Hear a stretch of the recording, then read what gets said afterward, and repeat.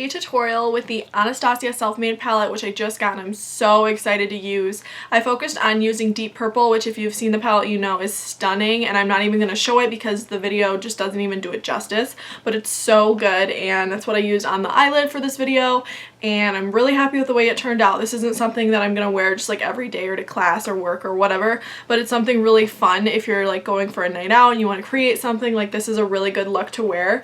So without further ado, here's the video. Why is my hair like this? Okay, to start out, I'm using this Tea Tree Toner from the Body Shop and just cleaning my face with it. It helps remove any excess dirt or oil that's left over from cleansing. And now I'm using the Picture Perfect Day Moisturizer. I just really like this one because it has a good sunscreen in it. And next I'm using this Purlisse Blue Lotus Eye Serum. I haven't really used it much, but it says it helps with creasing under your eyes, so I'm trying it out. We will see what happens. And now on to my favorite all-nighter makeup setting spray. This is amazing. I always use this. And you guys, I was breaking out really bad in this video, so I applied some spot treatment. It didn't really help though, so yeah. So I'm going to start with this purple jumbo eyeshadow pencil. I don't typically like to use these, but since I was doing purple, I figured I would switch up my look and try something new. Just applying it kind of more towards the lash line, and then I'm going to blend it out with a brush so it's not as thick there. That's what it looks like. And now I'm just going to put some primer on. I know it's usually you put it on before, but lately I've been putting on over a base, and I kind of like how it turns out. So now I'm going to take Sherbet from the Self-Made palette, and I'm going to apply it as a transition shade. Excuse me, I'm like getting sick. A transition shade into my crease and just kind of work it in there. I don't want it to be too dark.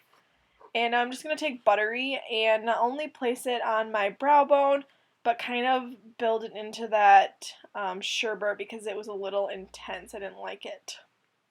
So next I am just going to take Deep Purple, and on a synthetic brush I'm just going to work at patting it. I took quite a while to do this because I was trying to be very precise. I didn't want to put too much and, you know, make it go past my crease, so I was really focusing on keeping it underneath my crease, strictly on my lid. And yep, I'm just continuing to work that in there. Just be very precise and definitely take your time with it. So now I think I took Buttery there. I was just trying to work out that crease because it was a little bit too dark for what I wanted.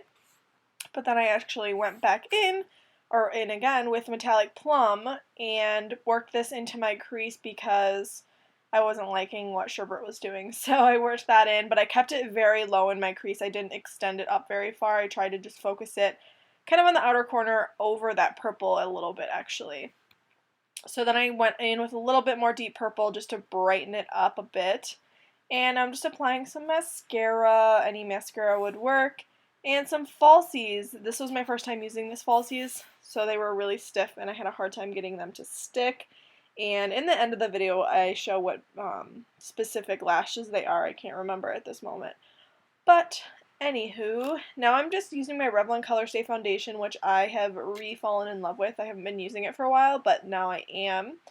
And I just really love the coverage. It looks super natural with my skin, and it wears really, really well throughout the day. I think I actually like it more than my True Match, which has been like a new love of mine, so that's a big deal. Using my Real Technique sponge as usual, which is just freaking amazing. I just bought a new one this weekend and I'm super excited to use it. I've had this one for quite a while and I should have switched it up by now, but I haven't. I think you're supposed to switch it every 3 months, but I don't really stick to that. So I'm just kind of applying a little bit more where I need it over problem areas and on my cheeks there. And, you know, blending it out. I like this because it's pretty buildable and it doesn't feel very heavy on my skin. It feels really nice and light and it lasts throughout the day, which is a big plus for me. So now I am just taking, I didn't show it, but it's a Neutrogena eye cream concealer. I think it's just in light. And I'm just patting this on, and then I'm going to eventually blend it out with a setting brush.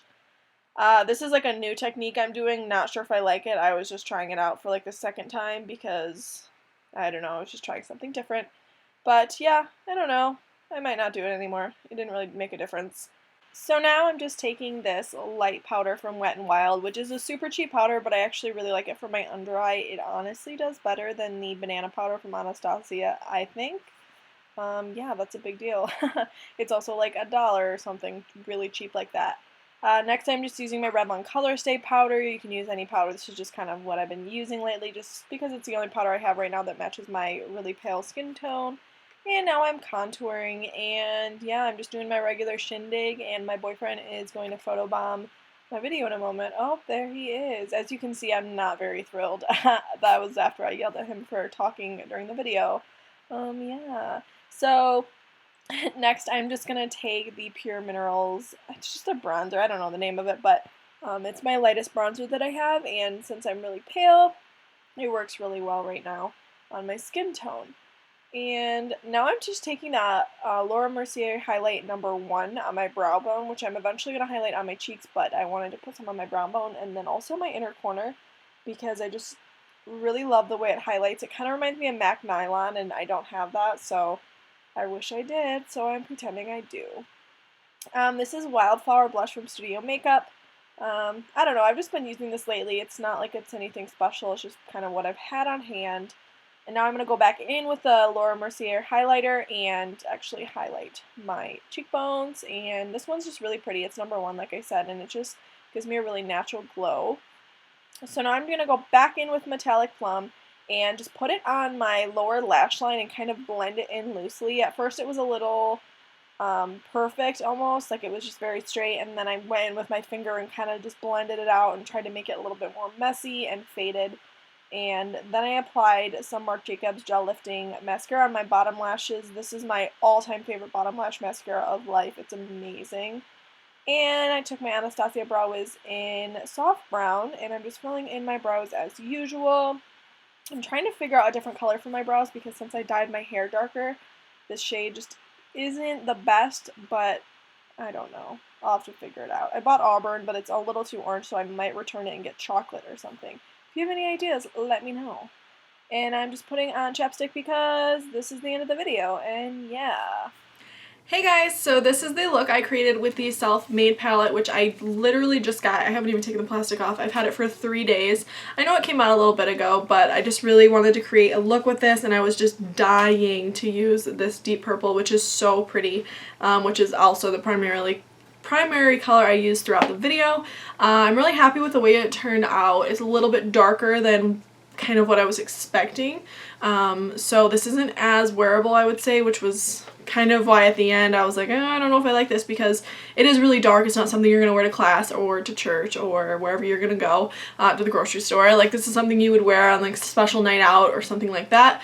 So that was the only thing I didn't like, but other than that, I'm really happy with the way it looked. These lashes I'm wearing, I didn't mention what they are, but they're the Definition 121s from Eylure, if you're curious.